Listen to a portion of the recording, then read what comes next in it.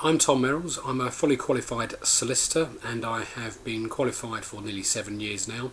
My specialist areas include lease extensions, freehold acquisitions and right to manage. Now this video is aimed at those who are interested in extending the lease of their flat. Firstly, why would you want to extend the lease of your flat?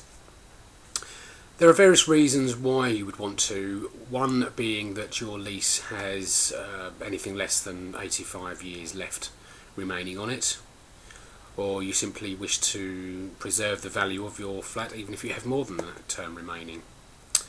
Another reason is that you're looking to sell in the near future, or you're in the process of selling and your buyer insists that you extend the term of your lease before they proceed to exchange of contracts. Okay, so there are two ways that you can extend your lease. There is either the informal route or the formal route, and I shall assume for the purposes of this video that you have owned, or your vendor, if you're buying a flat with a short lease, has owned the flat for at least 2 years. Okay, so the first thing to do is go down the informal route, and that involves somehow liaising with your freeholder, whether it be verbally or preferably in writing, by email, by letter. And what we essentially need to achieve here is a response from the freeholder with an offer to extend the lease, details of the new term, details of the new ground rent and any additional changes to the existing lease, and also, most importantly, the premium or the price that they're going to charge for the lease extension, and details of their professional costs, be it surveyors and legal or just the legal costs. So how do we go about that? It's relatively easy. Keep it simple. All you need to do is to preferably write to the freeholder by post or by email and simply ask them, will you extend my lease, and if so, on what terms? Now, you may get a response quickly, you may get a response after a while, you may not get a response at all, or if you do get a response, it may be the freeholder says no or asks for an unreasonable premium to extend the lease, or other unreasonable terms including their professional costs. The only way that you can determine whether or not their offer is reasonable is to speak with a qualified and experienced surveyor who can prepare a report for you setting out what a reasonable premium would be for the purposes of extending your lease under the legislation. So at least that way you've got some idea as to whether or not what the freeholder is offering, assuming they are offering something, is reasonable or not. So what happens next?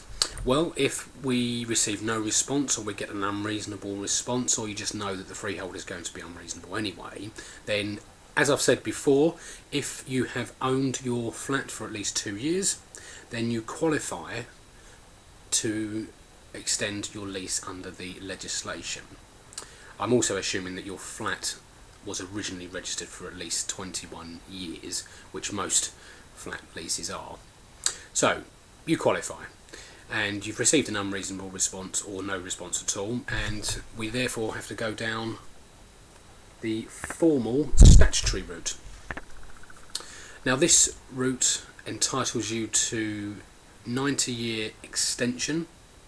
So for example, if you had 75 years left on your lease, you would be entitled to have your lease term put back to 165 years.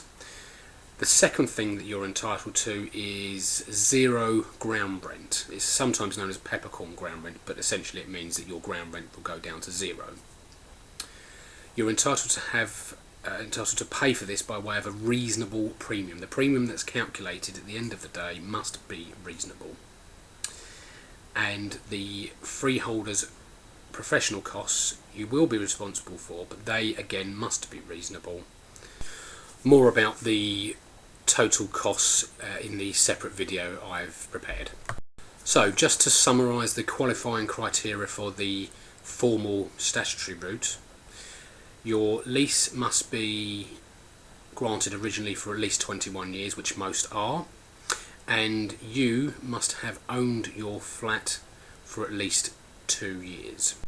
The qualifying criteria, of course, does not relate to the informal route where everything is simply by negotiation.